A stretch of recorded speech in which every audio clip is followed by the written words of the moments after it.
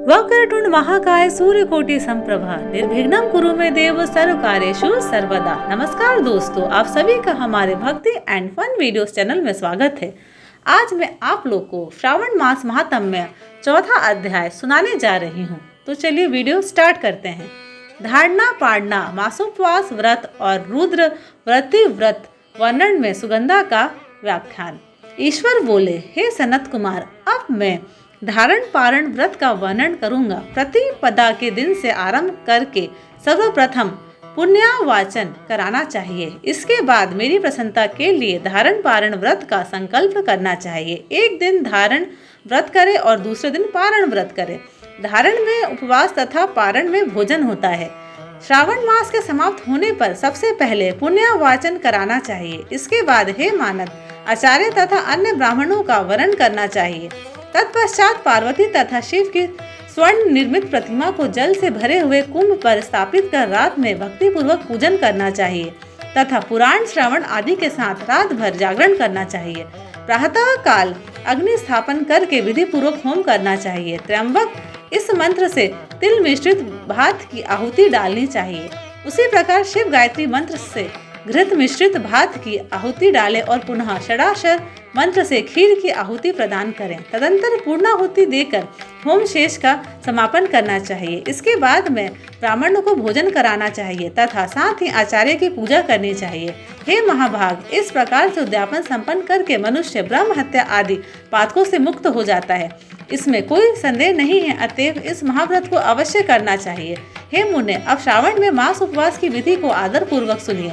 प्रतिपदा के दिन प्रातः काल इस व्रत का संकल्प करें। स्त्री हो या पुरुष मन तथा इंद्रियों को नियंत्रित करके इस व्रत को करें। अमावस्या तिथि को लोक का कल्याण करने वाले वृष ध्वज शंकर की अर्चना पूजा षोडश उपचारों से करें।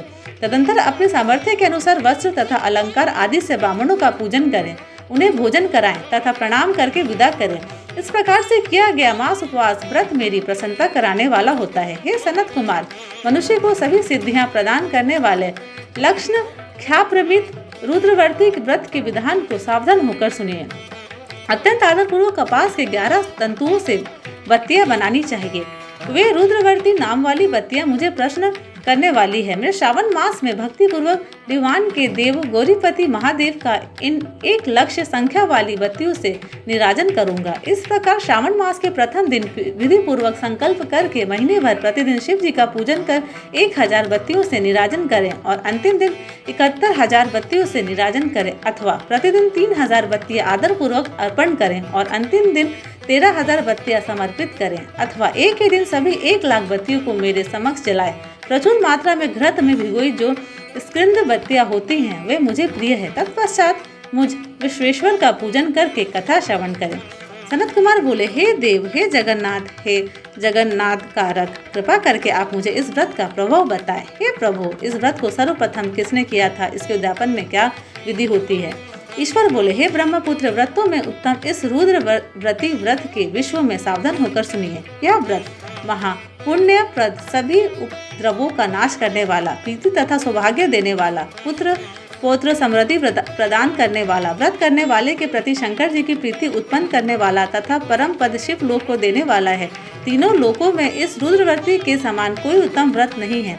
इस संबंध में लोग यह प्राचीन दृष्टांत देते हैं। क्षिप्रा नदी के रम्य तट पर उज्जैनी नामक सुंदर नगरी थी। उस नगरी में सुगंधा नामक एक परम सुंदरी वीरांगना थी। उसने अपने साथ संसर्ग के लिए अत्यंत दुस्सह शुल्क निश्चित किया था। 100 स्वर्ण मुद्रा देकर संसर्ग करने की शर्त रखी थी। उस सुगंधा ने युवकों तथा ब्राह्मणों को भ्रष्ट कर दिया था। उसने राजाओं तथा राजकुमारों को नग्न करके उनके आभूषण आदि लेकर उनका बहुत तिरस्कार किया था। इस प्रकार उस सुगंधा ने बहुत लोगों को लूटा था। उसके शरीर की सुगंध से कोस भर का स्थान सुगंधित रहता था। वह पृथ्वी तल पर रूप, लावण्य और कांति की मनोनिवास स्थली थी। वह 6 रागों और 36 रागिनियों के गायन में तथा उनके अन्य बहुत से भेदों की भी गान क्रिया में अत्यंत कुशल थी। वह नृत्य में रंभा आदि देवांगनाओं को भी तिरस्कृत कर देती थी और अपने एक एक पग पर अपनी गति से हाथियों तथा हंसों को उपहास करती थी। किसी दिन वह सुगंधा कटाक्षों तथा भोग चालन के द्वारा काम वाणों में छोड़ती हुई क्रीड़ा करने के विचार से क्षिप्रा नदी के तट पर गई। उसने ऋषियों के द्वारा सेवित मनोरम नदी को देखा। वहाँ कई विप्र ध्यान में लगे हुए थे तथा कई जप में लीन थे, कई शिवार्चन में रत थे तथा कई विष्णु के पूजन में तल्लीन थे। हे महामुने, उसने उन ऋषियों के बीच विराजमान मुनि वशिष्ठ को देखा। उनके दर्शन के प्रभाव से उसकी बुद्धि धर्म में परिवर्तित हो गई।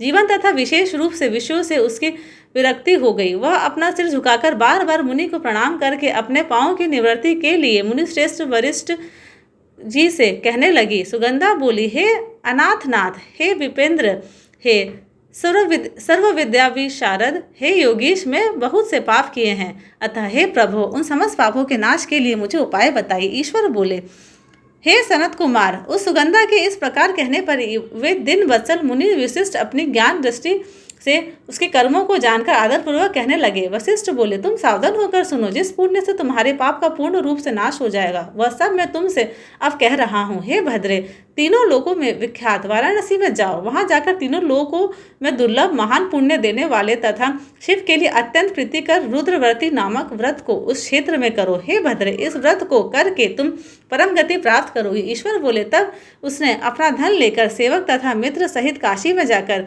वशिष्ठ के द्वारा बताए गए विधान के अनुसार व्रत किया। इस प्रकार उस व्रत के प्रभाव से वह शरीर उस शिवलिंग में विलीन हो गई। है सनत कुमार, इस प्रकार जो स्त्री इस परम दुर्लभ व्रत को करती है वह जिस जिस अभिष्ट पदार्थ की इच्छा करती है उसे निसंदेह प्राप्त करती है।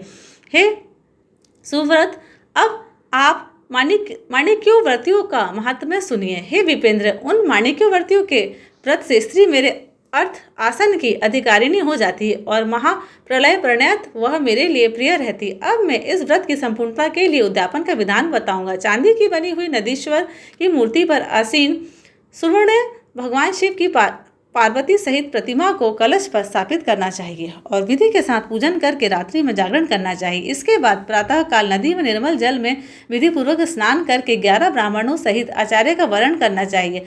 तत्पश्चात रुद्र सूक्त से अथवा गायत्री से अथवा मूल मंत्र से घृत, खीर तथा बिल्व पत्रों का होम करना चाहिए। इसके बाद पूर्णाहुति होम करके आचार्य आदि की विधिवत पूजा करनी चाहिए तथा सप्तनी 11 उत्तम विप्रों को भोजन कराना चाहिए। हे सनत कुमार, जो स्त्री इस प्रकार से व्रत करती है वह समस्त पापों से मुक्त हो जाती है। तत्पश्चात विधान पूर्वक कथा सुनकर स्थापित की गई समस्त सामग्री ब्राह्मण को दे देनी चाहिए। इससे निश्चित रूप से 1000 अश्वमेध यज्ञों का फल मिलता है। चौथा अध्याय समाप्त हुआ। धन्यवाद।